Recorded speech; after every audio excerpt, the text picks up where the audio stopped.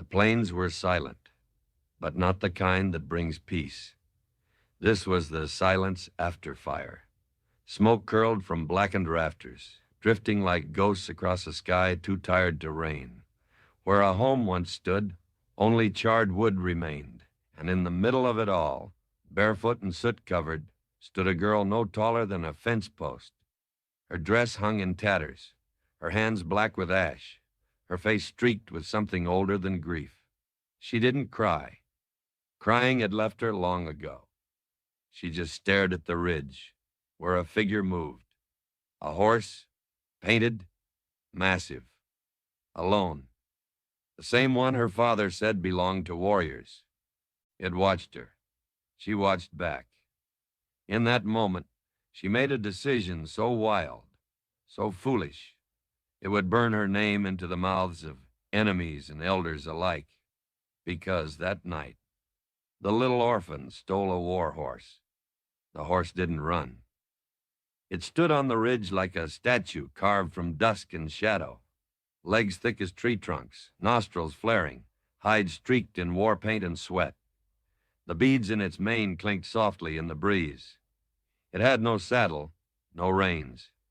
Just a leather strap snapped loose and dried blood down one flank. A survivor, like her. The girl, Clara, though she didn't remember the name unless someone else said it, watched from below. Her eyes were hollowed out, red-rimmed from smoke and too wide for her small face. She didn't move closer. Not yet. She just stared. The horse turned its head slightly, one black eye catching hers. It didn't spook, didn't stomp. It simply looked at her as if trying to decide what she was. She crouched slowly, her knees cracking from cold and strain. Somewhere deep in her ribs, something ached. Hunger, maybe. Or memory. That horse had been there the night her world caught fire. She remembered flashes, the boom of a gun, the scream of her mother, the way her father's body bent backward and didn't rise again. The sound of hooves crashing through flame. A door torn off its hinges. And eyes, so many eyes. Some with paint, some with hate. All of them bigger than she could hold. But it was the horse she remembered most, painted white with red across the neck like a handprint, thunder in its breath. It had leapt over a burning fence and vanished into smoke. And now, here it was, watching her. She stood again, slow and shaking. Her legs ached, but her feet moved forward on their own. One step, then another. The war horse didn't move. At the edge of the slope, Clara paused. She raised her soot-streaked hand, the way her mama used to when calming the mule. Her fingers trembled. She didn't expect anything. But the horse dipped its head, just slightly, barely, but enough. Her breath caught. She stepped closer until they were only a few feet apart. The horse snorted, a low warning, and she stopped. It pawed the dirt once, but didn't bolt. Her eyes drifted to its side, deep scrapes and a slice just under the ribs. The blood was dry, dark, caked. She could smell it now, iron and sweat and fire. She whispered something, not a word, not a name, just sound. The horse blinked slowly. Then it turned its head and looked out toward the town, not far off it, just past the edge of scorched prairie. Smoke still rose from chimneys. The church bell was silent now. Its rope burned halfway through. Clara followed its gaze. They wouldn't want her back. That morning, she'd wandered from the ruins in a daze. A man on horseback had seen her and called for the sheriff. Folks gathered at a distance, whispering. One said she was cursed. Another claimed she'd brought death with her. No one touched her. No one offered bread or blanket. Just a cold cot in the back of the jail and the preacher's eyes, which looked at her like she was something wrong made flesh. You should thank the Lord you're alive, he'd said, voice hollow.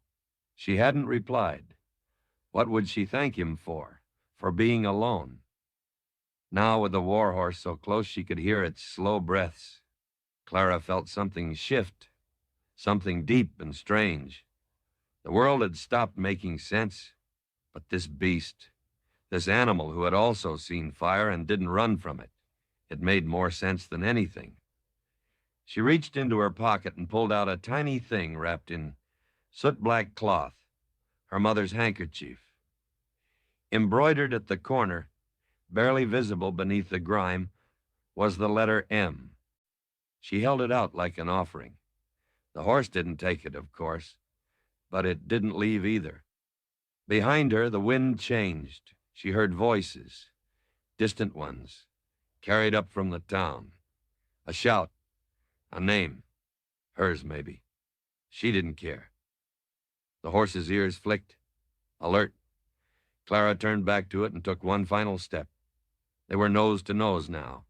She could smell it, dust and dried blood and sweat. A survivor's scent. She reached up and gently laid the handkerchief on the horse's back, just behind the shoulder. It stayed. And for the first time in days, Clara felt the burn in her eyes again. Not smoke, tears. She didn't let them fall.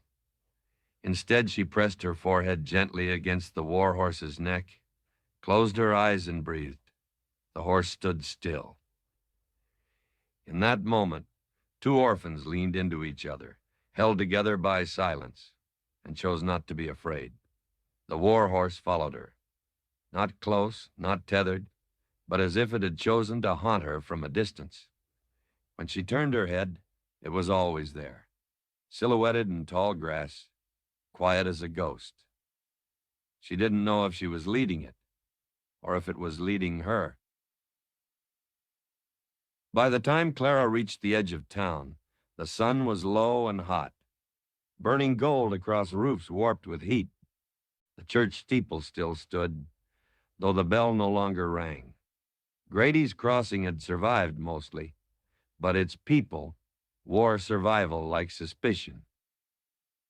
They saw her before she stepped into the main street. Whispers stirred the air like dry leaves. That's the one. She came back? With that horse? From behind wooden fences and shaded porches, faces turned, tight-lipped, wide-eyed, heads shaking. A man with a broom stepped backward off the saloon steps, crossing himself. A woman snatched her child from the dusty path and hissed, "Inside!" The war horse stopped at the fence line. It didn't enter. Clara did. She walked slowly, her bare feet coated in dust, arms limp at her sides, her hair a tangled shroud that caught on the wind. The town watched her pass, like she carried a plague. No one welcomed her. No one spoke her name. The sheriff waited near the jailhouse, hat in hand, eyes tired. Eli Braddock had once been a good man, or so her father used to say, but grief changed people. His face was carved by it now, creased deep, his mouth a hard line of duty cracked at the corners. "Clara May," he said gently, crouching down, "you look worse for wear." She didn't answer, didn't blink. He sighed and stood. "Let's get you cleaned up. Then we'll figure something out." That night, they gave her a cot in the broom closet again, the same place they put her last time. No window, just wood walls and the smell of dust and iron. They brought her broth, which she didn't touch, and a thin blanket, which she didn't need. She didn't sleep. Instead, she sat on the cot, arms wrapped around her knees, and stared at the crack beneath the door. Light flickered beyond it. Lanterns, moving boots, muffled voices. Then a name. "The Apache horse," someone said. Another voice, sharp, familiar, "The preacher." "We should have burned it. It carries spirits of the dead." "That horse don't spook," a man muttered. "That ain't natural." "It's a war beast," Preacher Loud hissed. "It belongs to killers. It is marked with blood." Clara leaned closer. Where is it now? A third voice asked. Tied near the livery. We should slit its throat before she gets ideas. Clara's breath stopped. The air thickened in her throat. She pressed a hand to her chest. The weight of that handkerchief, her mother's handkerchief, still clung to her pocket like an anchor. She moved. Quiet as a breath, she crept from the cot and slipped through the door. No one saw her. No one ever looked where they didn't want to. The night had turned cool, dry. The moon floated above like an eye, half closed. She walked past shuttered shops, past crooked signs, past the preacher's house with its clean porch and dark windows. His Bible sat on a table inside, its pages marked with red thread. The livery stable stood at the edge of town, long and low and reeking of hay, manure, and horses too tired to care. And there, just beyond the post rail, stood the war horse. Smoke Dancer. It had no name yet in her heart, but she would give it one later. For now it turned its great head and met her eyes as she stepped from the shadows. She reached out. Her hand brushed its muzzle. Warm, coarse, steady. The horse leaned in just enough for her to hear its breath. Shh, she whispered. They want to kill you? It snorted, stamped once. Not afraid. Ready. She untied the rope. Her fingers trembled, not from fear, but from something else. Certainty. She didn't know where she would go. Didn't know what lay beyond the ridge or what danger slept in the hills. But she knew this. She couldn't stay. This town would never forgive her. Not for living. Not for touching that horse. Not for walking away from the fire instead of dying in it. She pulled herself up onto the horse's back. It didn't move. Then, as she leaned forward and pressed her cheek against its mane, she whispered, "Go." And it did. One step. Two. Then a canter into the night, hooves barely whispering against the earth.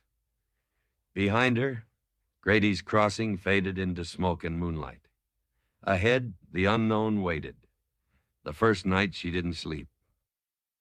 She rode until the moon was nothing but a sliver above the hills, until her thighs burned and her fingers stiffened around the horse's mane. The wind turned colder the farther they went, and by the time she reached the old cattle trail beyond the Willow Creek, her lips had cracked with dust and her breath came in soft, shallow pulls. But she didn't stop. Smoke Dancer, though she hadn't named him yet, carried her like he already knew the road. His stride was smooth, his breath steady. His body, though scarred and sore, moved with purpose. The world blurred around them. Tumbleweed and thorn brush, fence posts broken in half, rocks gleaming like bones in the moonlight. By dawn, her eyes stung from the wind. They found a gully where a creek had once run. Now it was dry, cracked toward, the color of forgotten things. Clara slid off the horse and collapsed onto the earth. Her legs folded under her like paper. The horse nuzzled her gently. She didn't speak, not because she couldn't, but because silence had become her language. She leaned against his side, and together they breathed. By midday, the sun returned with cruelty. No shade, no cloud, just the long, endless flatlands stretching east, where even mirages didn't dare rise. Clara walked beside Smoke Dancer now, barefoot again. Her shoes had come apart at the seams, and she left them behind like molted skin. Each step over gravel and sand stung her soles. She didn't complain. Who would hear her? Flies gathered at her arms. A blister opened on her heel. Her lips bled when she licked them, but she kept walking, one hand gripping the horse's mane, the other shielding her eyes. They followed the faint grooves of wagon wheels, ghost roads carved into the land by people long gone. Clara didn't know where they led, only that they didn't lead back. The horse stumbled once on a sharp stone. She stopped, pressed her palm to his shoulder, and whispered, "Sorry." He shook his mane. A bead of sweat flicked from his flank and caught the sun like glass. They moved again. The second night, they found the husk of an old wagon, half buried in earth, its wheels rotted and broken like bent ribs. Clara crawled under it, pulled the horse's reins through the rusted axle, and curled into a tight ball beneath her blanket. The wind picked up, dry and sharp. It sang through the bones of the wagon like a song only the dead remembered. Coyotes howled in the distance. She didn't answer them. Her stomach twisted. She'd had nothing but a handful of old biscuits she stole from the jailhouse before fleeing. Now only crumbs remained in her skirt pocket. She sucked on one to trick her body. Her mind drifted, first to her mother's humming, then to the sound of rain on the tin roof, then to the fire that ended it all. She remembered her father shouting her name, but not in fear. In command. "Clara, run." And she had. She hadn't stopped since. On the third day, the fever came. Not for her, for the horse. She'd noticed it that morning when Smoke Dancer's stride began to shorten, when his sides heaved and his ears drooped like wilted leaves. He didn't resist her touch, but he didn't respond either. She led him to the shade of a narrow cliff, dipped her shawl in a trickling stream, and pressed it to his flank. "You're burning," she whispered. He blinked slowly. His legs trembled beneath him. Clara's chest tightened. She knelt beside him, both hands on his ribs, and began to hum. She didn't know the tune. Maybe her mother used to sing it. Maybe it came from a dream. Didn't matter. Her voice cracked, thin as dry grass, but she sang anyway. The horse leaned into her shoulder and rested. That evening, clouds gathered. Not storm clouds, dust clouds. Far off, beyond the hills, she saw them. Thin trails of motion. Riders, maybe. Smoke. Something moving that didn't belong to the wind. She froze beside the stream, her knees soaked and her throat dry. Were they following her? The preacher had said she'd cursed the town. The sheriff hadn't stopped him. Maybe they'd sent men. Maybe they wanted the horse back, or maybe they just wanted her gone. She looked at Smoke Dancer. He was awake now, breathing slower, but his eyes were alert. She stood and whispered, "We have to go." They moved again. This time, she didn't stop for miles. On the fourth day, she named him. They had found a narrow gulch with wild mint growing along the bank. Clara chewed a few leaves, letting the bitterness distract her from the emptiness in her belly. The horse grazed nearby, slow and stiff but alive. She watched him carefully. His coat had begun to shed its dried blood. His wounds had scabbed over. His breath was even now, his ears twitching with each bird call. "You move like smoke," she said aloud, "and you dance even when you're tired." The name came without question. "Smoke Dancer," she said again. "That's what you are." The horse snorted as if in approval. She smiled for the first time in days. Not wide, not enough to show teeth, but enough to feel something stir in her chest, something quiet and strange, something like hope. The sky cracked. It didn't start with thunder.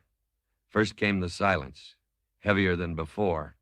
The wind paused like it was holding its breath. The birds vanished. Even the grass seemed to lay flat against the earth, waiting. Then the heat shifted. It rose in great waves off the ground, twisting the horizon until the world bent sideways.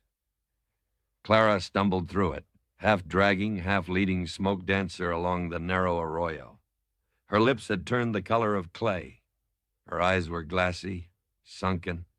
Her knees buckled with every third step.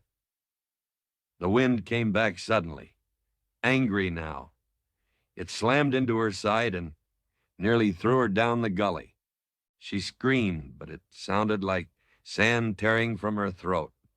Smoke Dancer snorted hard, rearing slightly, then planted his hooves wide and stood beside her, shielding her from the worst of it. Above, the clouds churned. Lightning flashed, thunder rolled. Rain didn't come. Not yet. Clara fell to her knees. Everything spun. Her hands sank into the dirt like they didn't belong to her. Her stomach clenched, but there was nothing left to give. She coughed, then whimpered. The fever came quick, sudden.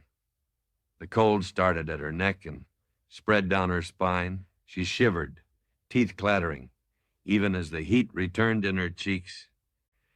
Smoke Dancer nudged her shoulder, hard enough to jolt her upright. She swayed. Then she passed out. In her dream, she was back at the house. The roof was whole. The sky was soft blue. No smoke. Her father was at the fence, brushing down the mule. Her mother hummed something while baking. Flour on her hands, hair in a loose braid. Clara ran barefoot through tall grass. She turned to wave, but the house caught fire. Not slowly. It exploded. The mule screamed. Her mother's braid turned to smoke.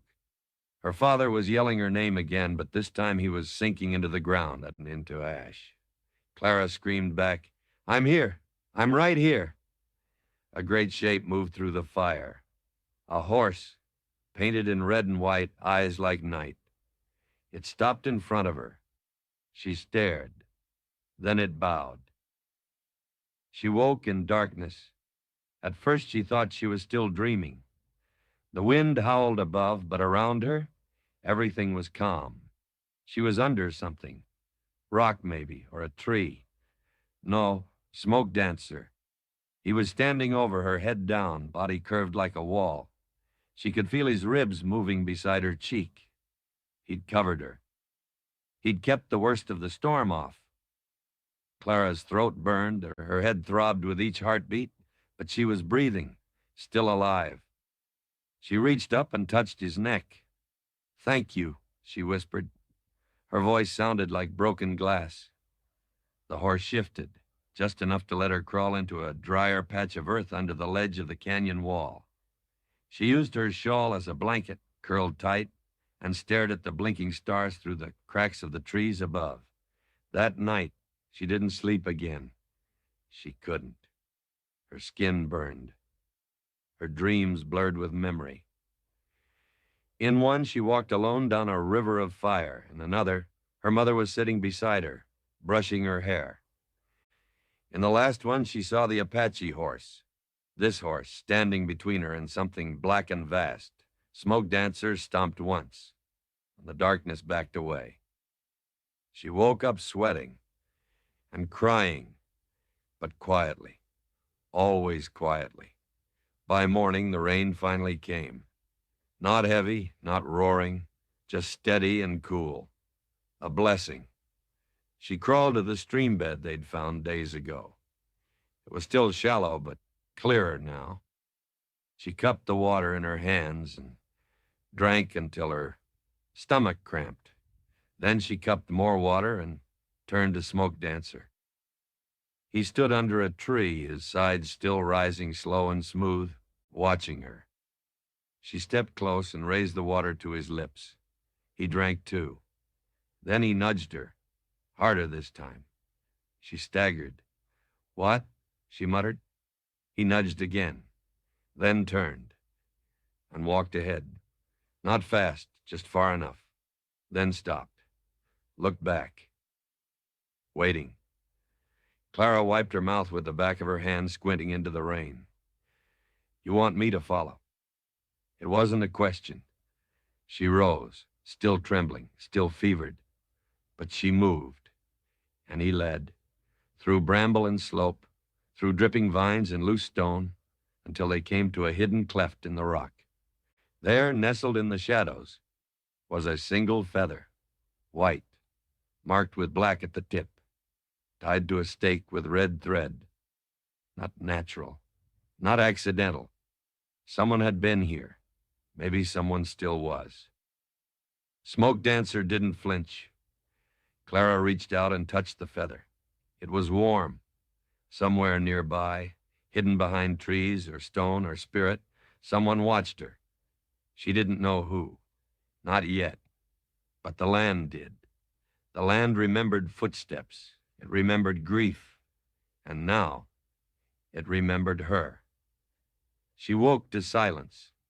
Not the silence of the storm or scorched land, but something older. A silence that listened back. Clara opened her eyes slowly, blinking through the fog of fading fever. Smoke Dancer stood a few paces away, ears forward, body still. His head was turned toward the trees, nostrils flaring, muscles taut beneath his painted hide. She sat up slowly. That's when she saw them. 3 shapes, shadow and color and quiet breath emerged from the tree line like ghosts wearing skin. Apache. 2 men, one older with braids silvered by time, the other lean and sharp-eyed. Between them, a third, neither child nor man, maybe 15, face painted in ochre and black. All 3 on foot, all holding spears or bows, not pointed, but ready. Clara didn't move. Her heart thumped so hard she thought they could hear it. The younger warrior stepped forward first. He looked at her, then at the horse, then back at her. Smoke Dancer didn't flinch. He didn't move either. The older man said something in a language Clara didn't understand, low and slow, like a question wrapped in warning. The boy replied, pointing at the Smoke Dancer's flank. They recognized him. Of course they did. She looked down, ashamed without knowing why. Her hands found her skirt hem, fingers curling tight. I didn't steal him, she said quietly. He came with me. The older man tilted his head. She didn't know if he understood, or if he even believed her. Another long moment passed. Then the silver-haired elder took a step forward. Smoke Dancer raised his head and blew a deep breath from his nostrils, but stayed rooted. The man stopped beside the horse, laying a hand gently on its neck. His expression shifted, just barely. He murmured something soft, a name maybe. The boy behind him stepped toward Clara now, eyes narrowed. He circled her once, slow and deliberate. She sat still, eyes fixed forward, not daring to speak. Then he crouched in front of her and held out something small, a piece of dried meat wrapped in hide. She stared at it. Was it a test? A kindness? She reached for it, slow and shaking. The boy didn't pull away. Their fingers brushed. He nodded once, then stood. The older man turned and spoke again, this time gesturing toward the canyon ahead. Then they left, just like that. No questions, no threats, no answers. Only the feather tied in red thread remained at the edge of the path, a marker Clara now understood had not been meant to frighten her. It had been a warning and an invitation. She sat in stunned stillness. Then Smoke Dancer walked to her and lowered his head beside hers. She closed her eyes, leaning her forehead to his cheek. The wind moved gently around them again. Not as a threat this time, but as if it were carrying word of her forward. Word that the little orphan girl had entered a new place. And now someone was watching, to see what she would do next. They didn't leave her behind. The next morning, she followed. The Apache warriors hadn't said anything to her, not in English, not in gesture. But when they walked, they didn't stop her from walking too. One would glance back now and then, not with anger, not with kindness either, just watching. Smoke Dancer followed without a rope. By midday, the trail led into a narrow ravine where the wind whispered through the stone like forgotten voices. Clara's feet were bleeding again, her skirt torn at the hem. The fever had broken, but her bones still felt like they belonged to someone older. When the canyon opened, she saw the camp. Not large, maybe 4 or 5 lodges, made of willow frames and hide. Smoke curled from the tops, thin and clean. Women moved silently among them, gathering herbs, washing hides, grinding seeds. Children watched from behind their mothers' legs. Every face turned to her. None spoke. Clara didn't lower her eyes. She simply stood still, dust on her cheeks, a bruise on her knee, hands at her sides, and let them see what she was. A girl too tired to lie, too small to threaten, too stubborn to run. One woman approached. She was tall, her dark braids streaked with gray, her face stern but not cruel. She studied Clara for a long time, then touched her own chest and said a name. Clara didn't repeat it. She just nodded. The woman took her hand, not softly, but firmly, and led her to the edge of camp. There, beside a row of drying racks and stone pots, was a low shelter made of woven branches and canvas. The woman pointed to it. Clara understood. She had a place to sit, to rest, not inside their homes. Not yet, but near. She sank to her knees beneath the lean-to. Smoke Dancer lay down nearby, folding his legs beneath him with a grunt. The camp moved around her. No one tried to speak with her, but no one pushed her away. The days that followed were slow. The sun rose red. The wind stayed low. Bees moved lazily between desert blooms. Clara watched, learned. She saw how the women dried meat, how they softened the hides with stones. She saw how the children played with carved animals, and how the warriors returned each evening without a word, but with dust in their hair. She mimicked the women quietly, scooping water, sorting seeds, laying out small cuts of meat under the sun. One child, a girl with uneven braids, left a small shell by Clara's feet. A gift, maybe, or a test. Clara picked it up, held it tight, and placed it by her sleeping spot that night. The next morning, 2 shells were there. She didn't speak often. But one night, when the stars pressed close and the fire cracked low, she did something she hadn't done in weeks. She hummed, a tune with no words. Maybe something her mother once sang. Maybe something born from walking. Smoke Dancer shifted beside her, snorting softly. An elder woman looked up. She didn't smile, but she didn't turn away either. Clara kept humming. Not loud, not brave, but steady. One evening, a boy, carved from wood, she watched him, fascinated. The way his fingers moved, the way the knife caught light. He made a shape out of nothing. First a body, then legs, then a head. A horse. She gasped before she could stop herself. The boy looked up, startled. Then, without smiling, he set the carving down beside her. Just that. Then walked away. She held it like it might break. That night she slept with it under her blanket, next to her chest. The next day she gave something back. She went to her shawl, found the square of cloth she'd carried since the fire, her mother's handkerchief, soot-stained and frayed. She pressed it flat, folded it once, then walked to the center fire and laid it there on the edge of a stone. A woman noticed. A man stopped walking. No one said anything. But later, when Clara returned, the cloth was gone. In its place, a small pouch tied shut with red thread. She didn't open it. Not yet. The next morning, when the camp began to move again, packing quietly like wind changing direction, Clara rose too. She had no words. But when she stepped forward, no one stopped her. The woman with gray in her braid handed her a woven water bag. The boy who carved gave her a nod. The elder with silver hair touched Smoke Dancer's flank. Clara looked back once, toward the canyon they'd come from. She had left nothing there.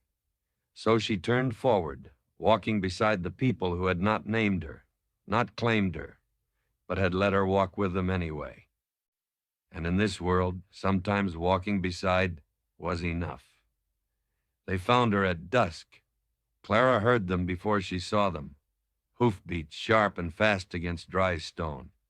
Smoke Dancer raised his head, ears flicking, muscles tense beneath the saddle hide. The Apache had already moved into shadow, vanishing behind brush and stone, quiet as breath. Clara stayed. She didn't hide. She stood in the open, dust on her face, fists at her sides. Smoke Dancer stood behind her, like a sentinel. The riders came in hard, 4 of them, dust trailing like ghosts behind them. At the front rode Sheriff Braddock, his jaw set, his badge dulled by dirt and sun. The others, men she recognized from town, had rifles slung across their backs. And behind them, tall and grim, rode Preacher Loud, his coat flapping like storm clouds. They reined in. Braddock was the first to dismount. He didn't draw his gun. He just looked at her. "Clara May," he said, "you need to stop." She didn't move. "This has gone too far," he continued. "You got no idea what you're playing with. That horse, he's Apache-blooded. You don't belong out here." Clara looked at him, and for the first time in weeks she spoke. "He's not yours." The words struck the air like a stone in still water. Preacher Loud stepped forward now, voice rising. "You walk with devils, child. You ride a creature born of war. You carry the sins of your enemies on your back." She stepped closer to Smoke Dancer and laid a hand on his neck. "He saved me." "He belongs to them," the preacher snapped. "And they are the ones who burned your family alive." Clara's eyes filled, not with tears, but with something steadier.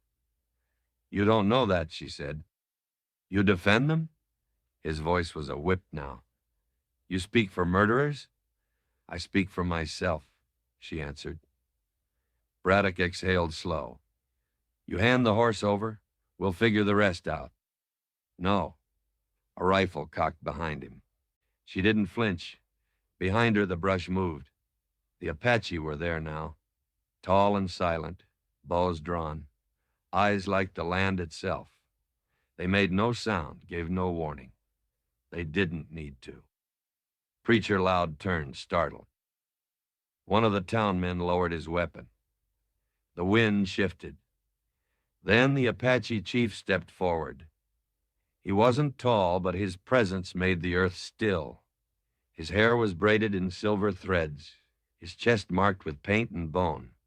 He looked not at the sheriff, nor the preacher. He looked at Clara. Then in clear English said, "You carried him." She nodded. "You walked far." Another nod. He studied her, quiet, long, then turned to Braddock and spoke again. "This child is not yours to judge." Braddock's shoulders sagged. He reached into his coat, not for his gun, but for his badge.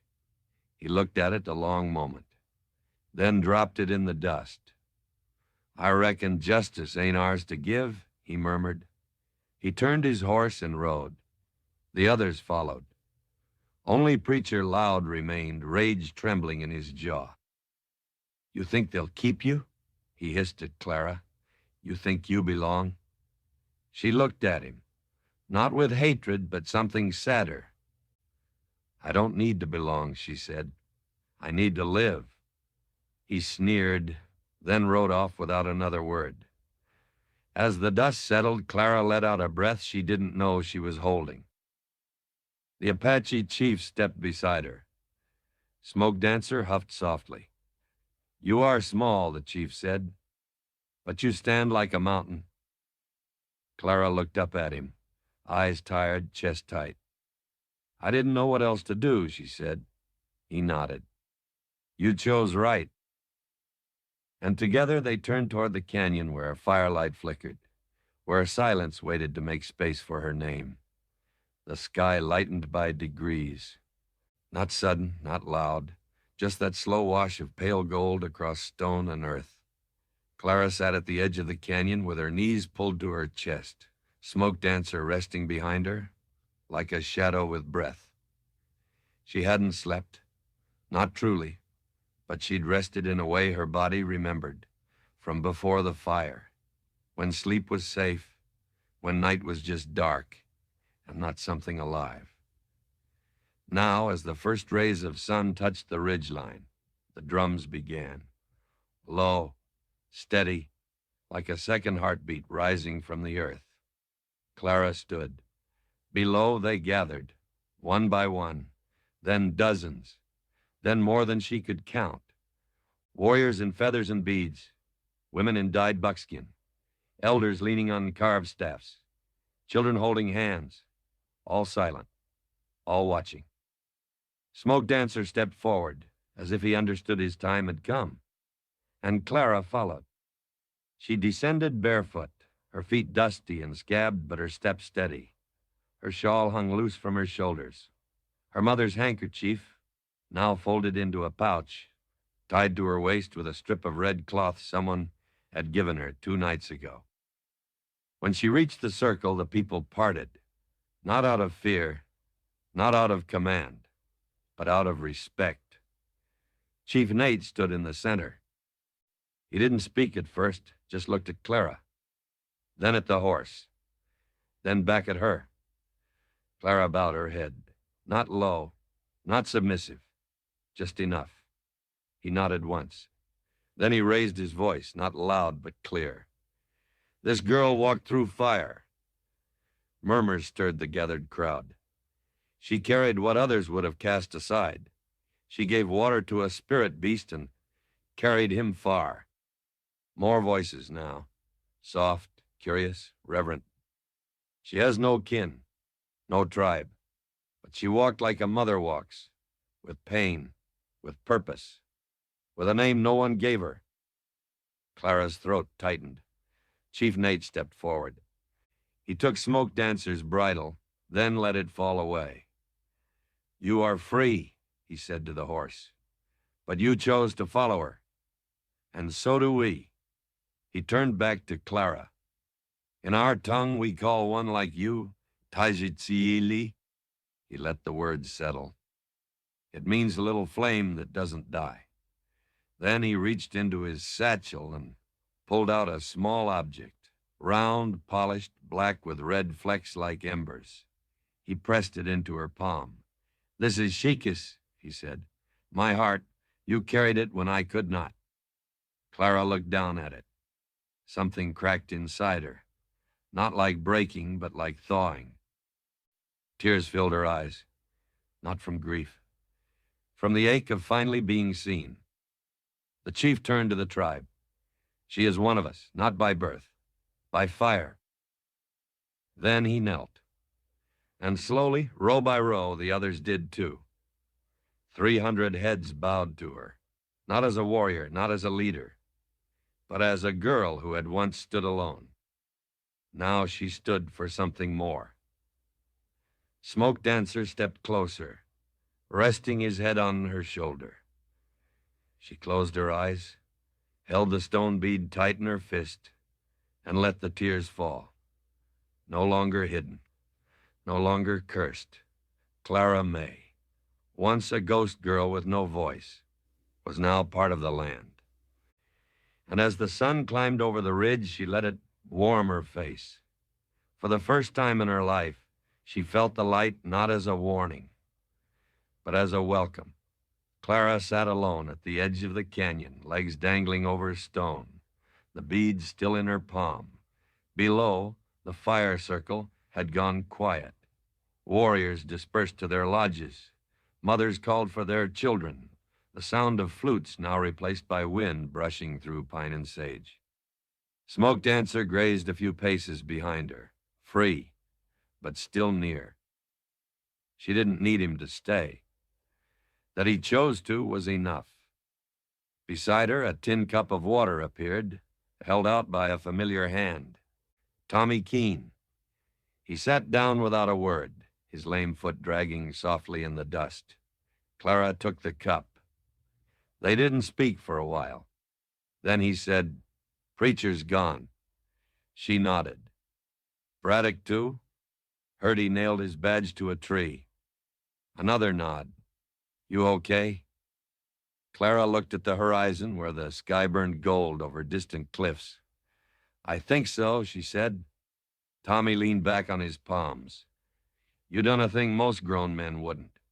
"I didn't mean to." "Don't matter." Another silence stretched between them, but it wasn't heavy. Then Clara asked, "You ever think you'd be friends with a girl who stole a war horse?" Tommy grinned. "You ever think you'd be friends with a boy who only has 3 toes?" She laughed, really laughed. The kind that cracked open the ribs and let light through. They sat like that for a long time. 2 ghosts who had decided to live. Morning came again. Clara rose and walked to the overlook. The wind caught her shawl, lifting it like wings. Her braid was loose, her dress still torn, but her shoulders had settled into something straight and sure. She looked out at the world. Somewhere beyond the hills were names people would try to give her. Orphan, Savage, Ghost. But none of them mattered.